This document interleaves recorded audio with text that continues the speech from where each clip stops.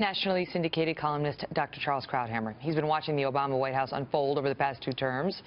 So, Charles, what do you think? Look, all of those things are true, but I think they are unconnected. What California's doing is taking, since it's overwhelmingly Democratic, they're taking a page from what Republicans did when they were out of power. They used the states, the attorneys general in the states, to go to the courts and to try to stop Obama in places where the Congress was unable to. And they succeeded in doing that on the environment and also on blocking his immigration order. Right. So I think the Democrats have decided we're now going to do the guerrilla warfare from the states. As for Obama, he's leaving office as a very young man, and he's been rejected by the country. He can see the Trump agenda, the Republican agenda in control of all branches, is prepared to systematically dismantle everything he did and make him a parenthesis in American history.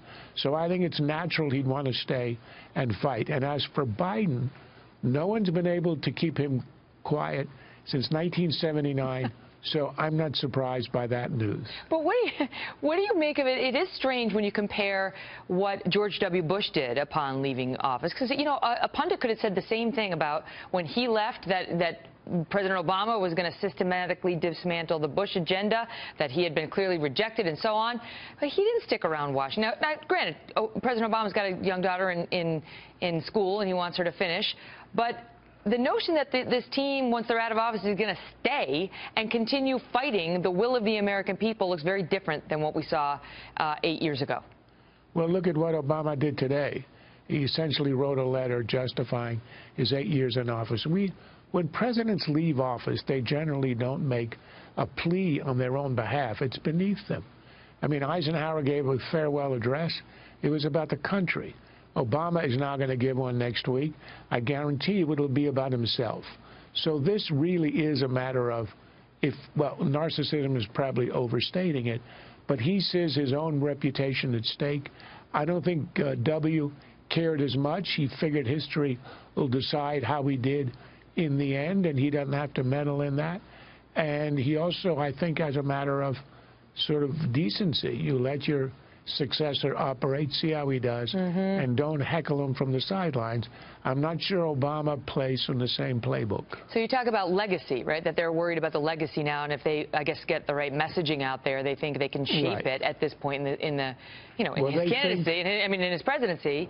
And we saw some of this from Valerie Jarrett, the president's top advisor this past weekend, who pretty shockingly said this. Listen. The president prides himself on the fact that his administration hasn't had a scandal and that he hasn't done anything to embarrass himself. But that's not because he's being someone other than who he is. That's because that's who he is. That's who they are. And I think that's what really resonates with the American people. No, well, I mean, like, just take one, just like off the top of my head, Benghazi, right?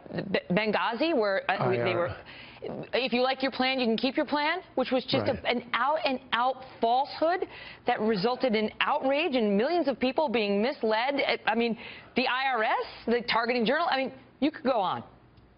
Well, it is a very long list, but I think Jarrett was adopting the Clintonian definition of scandal, which means sexual hijinks and stealing the silver from the White House as you leave. Right, that is literally what happened in the Clinton administration. You raise a good point.